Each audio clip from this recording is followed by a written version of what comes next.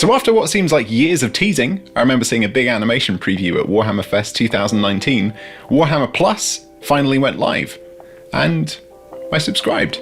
Kind of surprised myself, to be honest. At first, I wasn't really that interested at all, and going by this poll I did a few days ago, I know a lot of you weren't bothered too, but a few things changed my mind. And before I go on, I know loads of people have already smashed that dislike button and noped out of this video, and that's fine because dislikes are also good for the algorithm, but I just wanted to share my opinion as a fan of Warhammer, not as a Warhammer content creator. Obviously these views are my own, I'm not affiliated with, paid by, or endorsed by Games Workshop in any way at all, but a lot of people have been asking me what I think, and to be honest, it's a mixed bag. I've also had a few people messaging me asking if it was my music in an episode of Hammer and Bolter, and I'll get onto that in a minute. Let me weigh up the pros and cons as far as I'm concerned. The biggest pro for me is Masterclass, the advanced level painting tutorial series. Just a few episodes on the platform so far, but hopefully we'll see regular updates. Louise, the host, is astounding. I've been a fan of her unique painting style for ages, and you should definitely go check out her Instagram if you appreciate vibrant paint jobs and awesome retro models. I support loads of content creators, artists and journalists on Patreon, and if Louise was doing this full time, I'd be happy paying a $5 a month, which is what I'm spending on Warhammer Plus, just to support her channel. If she had a channel. Come to the dark side, Louise. We have creative autonomy. And cake. Another plus point, or should I say Warhammer plus point, is the Battle Report series. The production quality is great, they're tightly edited, about an hour long, with easy to follow action. Very nice indeed. They even have the voice of 40k, Toby Longworth, doing the intro narrations. The Ultramarines are the exemplars of everything it means to be Adeptus Astartes. Also, it's interesting to see the official rules in action, played by Games Workshop staff. No interpretations or house rules. What's played here is gospel, so a good reference for serious players and tournament folk wanting to know exactly how the game should be played. I recorded this video on the 1st of September, the day of the first new content drop after its initial launch, and the Blood Angels vs Orcs Battle Report was also excellent. A classic grudge match, and one that I have, you could say, a bit of an attachment to. Another nice resource is the Warhammer Vault. It's not without its faults, which I'll get onto in a minute, but there's loads of cool digital versions of out-of-print supplements and art books that are pretty hard to get hold of now. If you just want to spend hours and hours gawping at amazingly painted models, the issues of Warhammer Visions are totally inspirational. My last personal pro point is the intro offers, a cool model, a web store voucher, and a discount if you subscribe for the full year. Now, some people would call these bribes and not an offer, but who cares? Also, I feel like I'm the only person in the world who chose the Auric boss and not the assassin. It doesn't count as buying a new model if it won't arrive until next summer, right? As I said, it's a mixed bag, so let's talk about the kind of crappy things. Firstly, there's no credits for any videos. Part of a sad trend at Games Workshop these days. In the old books and catalogues, they tell you who made, painted, designed and wrote everything. Now it's just Games Workshop. Who are the voice actors? Who are the artists, editors? I know it's not interesting to everyone, but I personally love knowing this stuff. They even have a more info tab to add all this information, but there's just nothing there. Let's talk about the app. It's usable, it feels a bit clunky, but my main issue is that really, I think this is a huge missed opportunity to move to digital codex releases on a subscription basis. Subscribing to Warhammer Plus lets you access all legacy content in the 40k app, so you can build armies, check rules, stratagems and stuff like that, but only for armies that haven't had a 9th edition codex yet. Then you need to enter the code from that book into the app, and it unlocks the army. I'm sure that loads of people would be willing to pay a bit more, maybe a tenner a month, to have all the rules for everything right there on your device.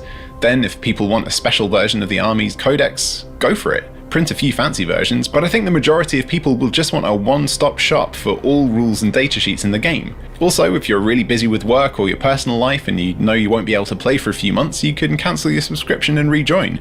I think that kind of model would be really tempting to a lot of people. As far as the Warhammer Vault is concerned, as I said, I quite like it, but it's not without its issues. While the content there is cool, there's not enough of it, and the Vault viewer itself is annoying, in that there's no option to view things 2 pages at a time, like an actual book or magazine would be viewed, which really awkwardly splits up things that should be obviously double-page spreads into single sheets. No rotation controls either, and some stuff, like maps, are often printed in landscape format on one page, obviously no option to print either. I'd also like to see more White Dwarf issues. I mean, it should be all of them really. You can find user-generated PDF scans of almost every issue online with a quick Google search, but you can only find the last dozen or so issues through an official channel that you're paying for. It doesn't really make sense, and it isn't going to win over any skeptics. Now, I know the animated series are definitely something people were really keen to learn more about and excited to see, but honestly, I was never really that excited by them. Astartes was obviously very impressive, but personally, Warhammer animations just aren't my bag. In my opinion, they already reached their artistic zenith with the original Space Hulk video game intro. The first scans of the Space Hulk have revealed a Dark Angel ship that dates back to the Age of Heresy. No, I said I prefer the original Space Hulk intro.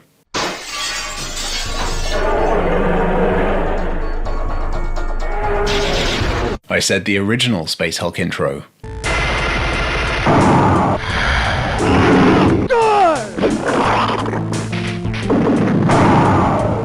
Perfection. Looking at what's there right now, I feel like the quality is a bit lacking. I'll check out the new animations as they come, but I find the stuff that's already there bearable at best. My final negative point, and this is kind of nitpicking, but everything is split into different places rather than just being on a catch-all Warhammer Plus page where you can find everything. To watch videos, you have to go to Warhammer TV. To look at publication archives, you have to go to the Warhammer Vault. To check out the rules and datasheets, you have to use the app. And I don't know if it's just me, but I have to log into the Vault and the Warhammer TV page every single time I close and reopen them. So that's the positive and negative stuff as far as I'm concerned. There's also a few things that aren't really good or bad. I suppose time will tell for some of them, but these are some neutral points. I'm quite interested to see what Lore Masters is like. I think Wade Price is a great host on the podcast he's already done, and I can see myself losing hours on this series if I get to see rare stuff from the archives.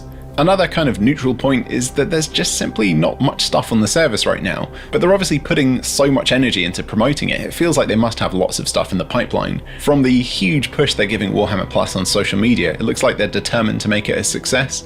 I know there's a whole host of known YouTube creators who are headhunted or coerced, depending on who you ask, to make content on Warhammer Plus, and I'm not going to get involved in the intellectual property or boycotting issue. As a musician and video maker, there have been hundreds of things that I've wanted to do, but chose not to do because of the inevitable copyright issues. Copyright law in its current form is absolutely not fit for purpose. It's archaic and desperately needs to be updated for the information age. Remember, the foundations of copyright laws we still use today are hundreds of years old. The sad thing is, I can't see them changing anytime soon. As for boycotting, I'm already not buying any new models for 1 year. Check out my Pile of Shame video to see why. Finally, did they actually use my music in Hammer and Bolter? As I mentioned, a few people have messaged me asking if my track At What Cost was used in the animation episode called Old Bale Eye. If you've watched even a couple of videos on this channel, you'll probably know the music I'm talking about. Let's take a listen.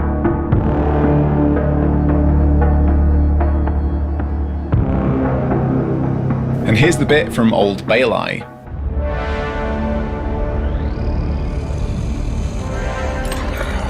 You ain't so tough after all. I mean, it's very similar, but not the same. I prefer my version, but I would say that. So that's another reason for me to stay subscribed to Warhammer Plus, to make sure they don't rip off any more of my music. It would be nice to see who actually composed the music, but as I said, there's no credits. So that's it, I suppose. Time to get back to painting some models. You too, by the looks of it. Look at all that grey plastic. For shame. Before I go, a quick shout out to the channel's latest supporters on Patreon.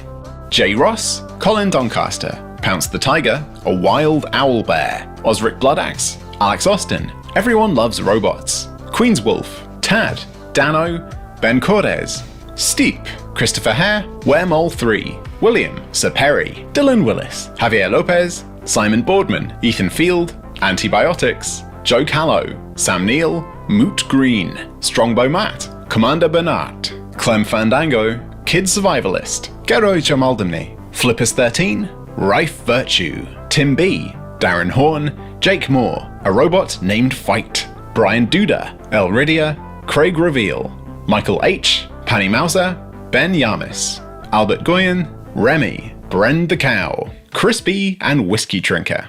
Thanks so much for watching. Bye for now.